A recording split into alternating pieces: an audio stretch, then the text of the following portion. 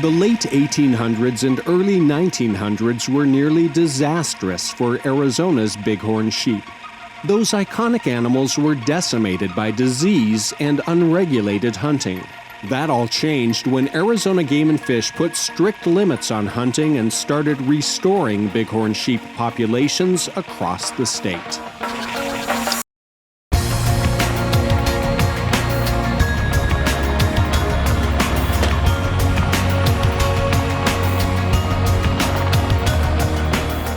Since the 1950s, Game and Fish has translocated hundreds of sheep from healthy herds to mountain ranges where they had completely or nearly died out. Now, Arizona's bighorn sheep population is about 6,000 strong and growing. It's a picture of success. But that picture is far from fully developed. There's that same ram, but I think there he is, sacked out, enjoying the view. There's a large group, 27. There's 3 rams in that bunch. I was excited. I couldn't wait to see if I could take pictures. Tucson resident Joe Sheehey took these photographs in the mid-1970s. At the time, he had no idea they'd become some of the last visual evidence of bighorn sheep in the Santa Catalina Mountains.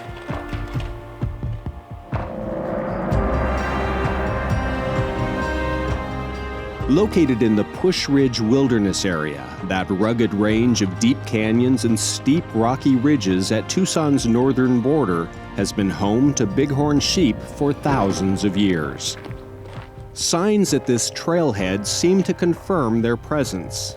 But for a long time, these signs were merely souvenirs, sad reminders of bighorn sheep that disappeared from this area in the late 1990s. Certainly back in the 70s and 80s, that was the farthest thing from my mind. That was the primary range of the sheep, all this country that we're looking at from right here. In the early 90s, I purposely went from place to place where sheep just, they like to stay, they like to bed. You always saw beds and sheep sign, and that was absent. And I knew we were circling the drain at that time. Nobody knows for sure what happened, but people were most certainly part of the problem. As Tucson's population grew, so did human pressures on sheep and their habitat. In addition, the Forest Service had become highly skilled at suppressing wildfires, good for homeowners in the Catalina foothills, but not so good for bighorn sheep. Naturally occurring seasonal wildfires once promoted an open and grassy habitat that gave sheep a good source of food and clear, unobstructed views to more easily spot approaching predators. But after decades of fire suppression, the mountain was overgrown with vegetation, making it easier for mountain lions to ambush bighorn sheep. People, predators, drought, disease, there are many theories about what happened to the sheep. But one thing is certain, by the end of the 1990s, bighorn sheep were no longer present in the Santa Catalinas. They were erased from these mountains, but not from the memories of locals like Joe Sheehey. I've looked up at this mountain for many years and really felt sad that we didn't have sheep up here anymore. That all changed in November of 2013. Bighorn sheep were back in their native habitat in the Santa Catalina Mountains. They were put there by the Arizona Game and Fish Department in cooperation with the Coronado National Forest and an unlikely partnership of diverse wildlife interests who formed the Santa Catalina Bighorn Advisory Committee in 2012. I think we need to tackle that. It's comprised of local residents, like Joe Sheehey, who represents the Arizona Desert Bighorn Sheep Society. Other members represent the Wilderness Society, Sky Island Alliance, the Arizona Wilderness Coalition, and the Center for Biological Diversity. It's relevant, it's hands-on, it's in their backyard. So you have folks that generally, when they do sit around the table, are arguing with each other. Or when you see the names or the logos on a piece of paper, it's usually as plaintiff and defendant, right? Everybody's all right with that? And, you know, I'm not going to kid you and say that every time we sit down, we do have cookies and water, but it's not always fun. There's been some head scratching, some head shaking. There's been even at times maybe a small clash of cultures, but what's emerged out of, I think we're on our 33rd or 34th meeting at this point, has been this mutual respect among the people around the table and a real willingness to see this succeed and to try to think of, you know, can we look at a better model for natural habitat and species conservation in Arizona that's not built on conflict, that's built on respect for each other's positions and expertise, and a desire to find a way forward that works for everyone. These sportsmen and environmentalists set aside their differences to work together on a common goal: to repatriate bighorn sheep to the Catalinas and restore the mountain's natural ecosystem. Bringing bighorns back to the Catalinas had been talked about for decades, but finally the time was right for a variety of reasons. Wildfires in the early 2000s improved much of the bighorn's historic range. In addition, bringing dogs into the bighorn sheep management area is prohibited. And there are strict limits on off-trail hiking during lambing season. So it was kind of like, well, the fires happened. We have the trail restrictions currently in place. We better put sheep up on that mountain, at least give it a try. This mountain deserves to have bighorn sheep back on it, and bighorn sheep deserve to be on the mountain. This is just good biology, good wildlife management, and we're doing what we've done throughout the state for, since the 50s. This is the 31st translocation effort that we've done in the state. We've taken a population that at one time was near 1,500 sheep, and now the population is in excess of 5,000, almost close to 6,000, and it's because of efforts just like this. Now some of those sheep can be used to start a new herd in the Santa Catalina Mountains. It's a process called translocation, capturing sheep in one part of the state and moving them to another. The sheep are being captured mostly to the north of us. Sounds easy, but it's really quite complex. It can take months, even years, to get a translocation off the ground. But it finally happened for the Catalina Bighorn Sheep Reintroduction Project in November of 2013.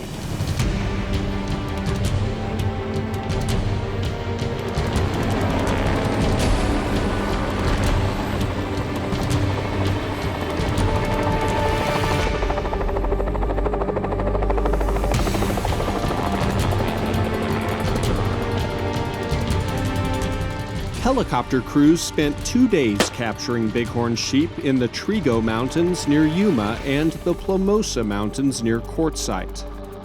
It takes a highly skilled pilot to follow sheep through this untamed terrain while maneuvering his ship into position to give the net gunner a decent shot.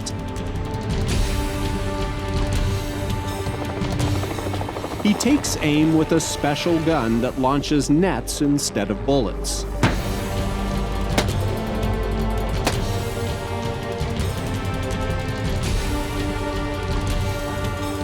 When a sheep is finally netted, the mugger is first on the ground to grab hold of the animal until the others arrive to help get it ready for transport.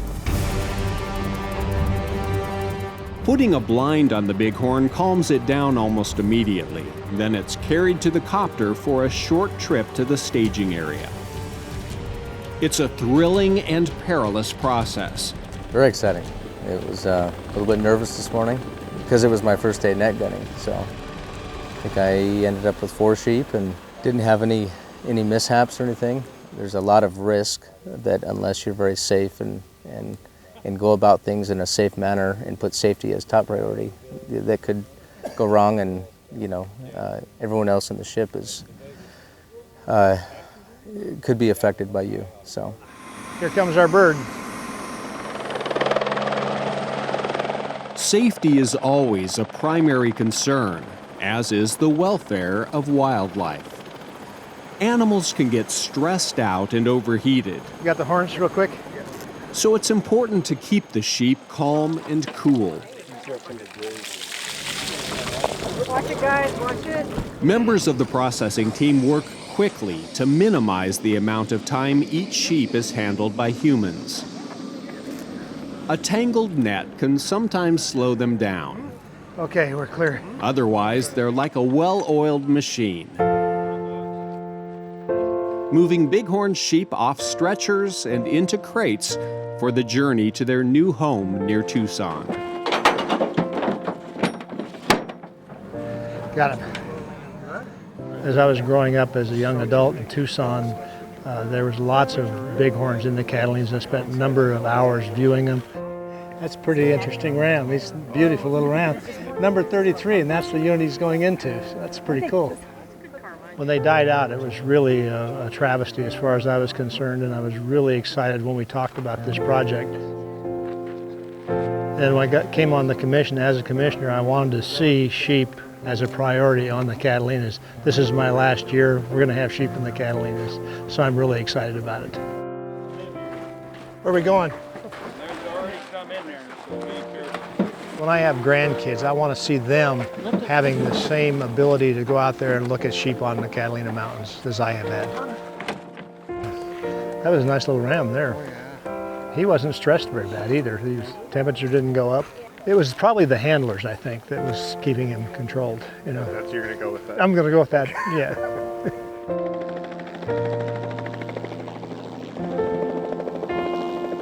Helicopter after helicopter, and sheep after sheep, this goes on all day long.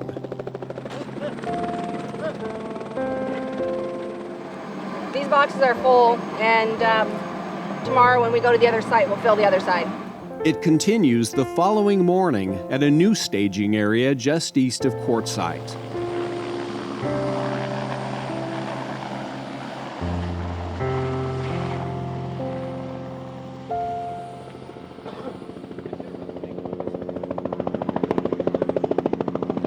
Give me a full CC on her. Once again, veterinarian Ann Justice Allen is on location, making sure the sheep are healthy. My role is pretty much twofold. One, it's to assess the condition of the sheep as they come in from the capture. And then my second role is to assess the health of the population as a group for the disease status for various different diseases that the bighorn sheep get or have been exposed to. In case you didn't know, this one has a snotty nose. Each bighorn gets a thorough checkup, complete with nose and throat swabs. The medical team also collects blood and tissue samples while keeping a close eye on the sheep's vital signs. Did you get a temperature? Not yet. Meanwhile, each sheep gets a numbered ear tag for identification purposes. And for this project, the bighorns are also fitted with a bonus accessory, a GPS collar. The satellite technology will allow wildlife managers to track the sheep, and it will provide valuable data to researchers. For this project, these collars are going to be incredibly valuable because we really want to understand how the bighorn sheep use this mountain range. The collars will also transmit a mortality signal whenever a sheep dies or stops moving for a long period of time. It will send a text to the biologist alerting them that there might be a mortality so that we can go out and investigate. Mountain lions are a huge threat to bighorn sheep, and there are plenty of lions in the Santa Catalina Mountains. Losing sheep to predators is inevitable, but limiting those losses is critical to this recovery effort. The science is simple. Until the bighorn herd is large enough to withstand natural predation, some amount of predator control would be necessary. We need to tackle that. It's the most complicated and controversial issue the advisory committee had to deal with. Yeah, mountain lions are the biggest issue for a lot of reasons. You know, it's a very emotional issue for people to see, you know, mountain lions removed from the wilderness. And if that, you know, has to happen, even on some limited scale, it would cause a lot of consternation with the public, I think. And of course, you know, with conservation groups as well, depending on how it's done. In the end, the committee agreed on a very conservative approach to predator control. It would be temporary and targeted at only those individual lions directly linked to a bighorn kill. It would buy time for the bighorn herd to grow and become self-sustaining. And then, you have a robust population and there's lion predation, and it doesn't really make a difference. I mean, it gets you back to the natural balance that used to be there. Back in southwestern Arizona, day 2 of the capture was winding down. A grand total of 31 sheep had been captured, processed, and loaded into boxes on a long platform trailer. And then next year we'll look at getting 30 more from another location in the state. And we'll do up to 3 translocations into the Catalina Mountains to hopefully reestablish that population. By this time tomorrow, those 7 rams and 24 ewes would be exploring their new home in the Santa Catalina Mountains. The morning of November 18th, 2013. We don't know exactly where these sheep are going to go. History was about to be made, and dozens of people showed up to be part of it. It's going to be real important to try and remain stationary, try not to move, try to keep your voices low. Members of the advisory committee and other VIPs enjoyed the honor of releasing the sheep. 1, 2, 3. They lifted the container doors, revealing some confused and cautious animals, understandably hesitant to leave the relative safety of their momentary mobile homes. But once the first bighorn leapt to freedom, others quickly followed. A few stragglers had to be coaxed into the wild. Then the trailer was turned around for another round of releases.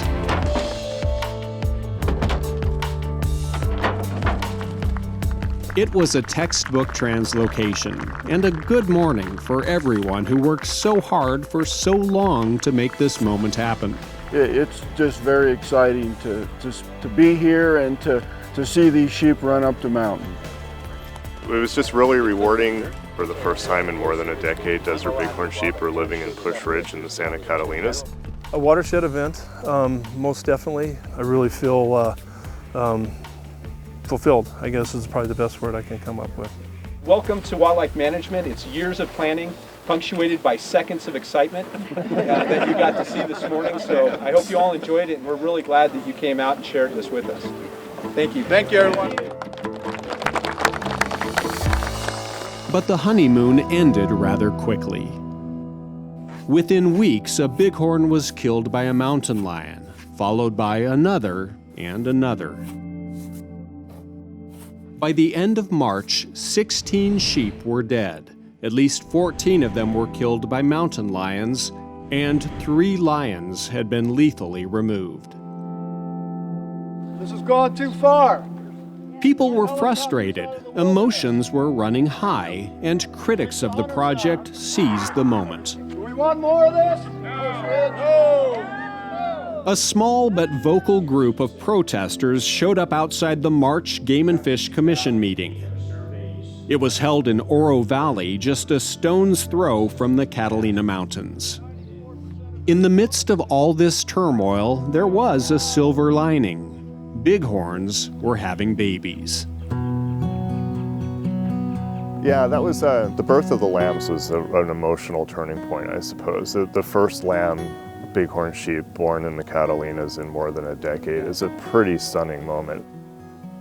But the good news didn't stop there. After March, the bighorn population suddenly stabilized. 7 months went by without any more mountain lion-caused mortalities. And one of the neat things about that is that we can see where they are and where they've been, and each of Data from the GPS collars indicate that the sheep may have finally settled into some ideal habitat. They worked around and they kind of finally migrated and figured out that this habitat, and this is where they're at now, was the best that they could find on the mountain.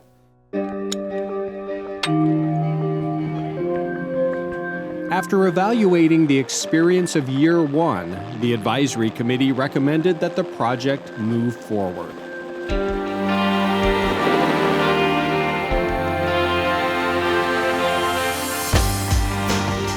In November of 2014, Game and Fish was at it again. The second year of bighorn captures took place near Canyon Lake on the Tonto National Forest. This time, the project was getting national attention. Wildlife celebrity and conservationist Jack Hanna was featuring the project on his television program Into the Wild. As cameras rolled, Hanna helped carry sheep from the helicopter to the processing area. Then he and his wife Susie rolled up their sleeves and got down to business. The one thing I did today is I shot that gun, or what that thing is. What is it, net gun? I'm gonna tell you something. I was in the Army, and I was raised on a farm, all right? We shot 12 gauges, 10 gauges, that kind of stuff. Yeah! And it like blew me back over. There's a plastic rabbit, I was just trying to put the net over it. The net landed like 2 feet from it. But how those guys do it in a helicopter, if it wasn't for them, they couldn't have the sheep. A total of 14 sheep, 11 ewes and 3 rams were loaded into the trailer at Canyon Lake.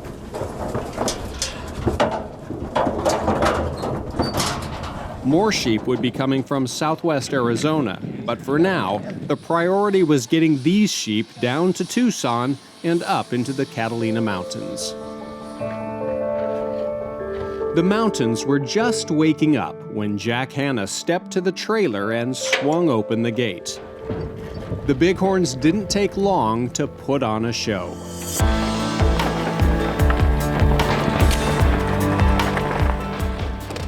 The good Lord put these animals here for a certain reason, obviously. What animals have done to us as mankind has been incredible, what they've given us. And right now we've taken some of that away. And so the greatest thing I could ever do is open that gate today and see the sheep back here on these mountains. I mean, this is the epitome of what I do in all of my work. I'm impressed here, what I've seen today. It's one of the finest releases. I mean, it has to be probably one of the finest releases I've ever seen. Hanna knows from experience that managing wildlife is never easy. It's always complex and sometimes messy. It's hard to predict what wild animals will do. That's why Arizona Game and Fish practices adaptive management on projects like these.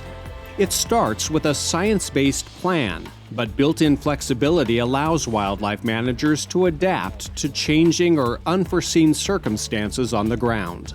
Adaptive management is basically having, good information to make decisions.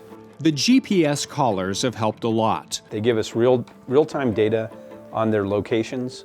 Knowing where the sheep are located allowed wildlife managers to shrink the area where predator management takes place. We were having some mortalities that were outside of this really good habitat. And we decided to delineate a boundary, and sheep that get killed outside of the boundary, we won't pursue with our lion hunter. Collar data was also the basis for choosing a new release site close to those sheep that are already on the mountain. And our hope is that they will get into that territory. It's good habitat, it's got good escape terrain, and they'll remain there. Now, the collars are not cheap. They're the main reason this 3-year project carries an estimated $600,000 price tag. But the average taxpayer pays absolutely nothing. This project is funded with private donations, hunting license fees, and a federal excise tax on the sale of guns and ammo. Day 2 of the release started with a brilliant sunrise.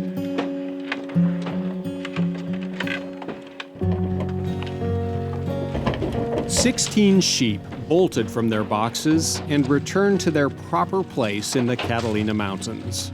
It got a little emotional for me, to be honest with you. It kind of brings us back to where we started again and gives us a hope for what we used to have. Stay tuned because there's more coming. It's not the end of the story yet, we're still moving forward. Moving closer to a day when desert bighorn sheep can coexist with mountain lions in a naturally functioning ecosystem. So future generations can see bighorn sheep in the Santa Catalina Mountains. Not by looking at faded photos, by having an opportunity to see with their very own eyes a picture of success.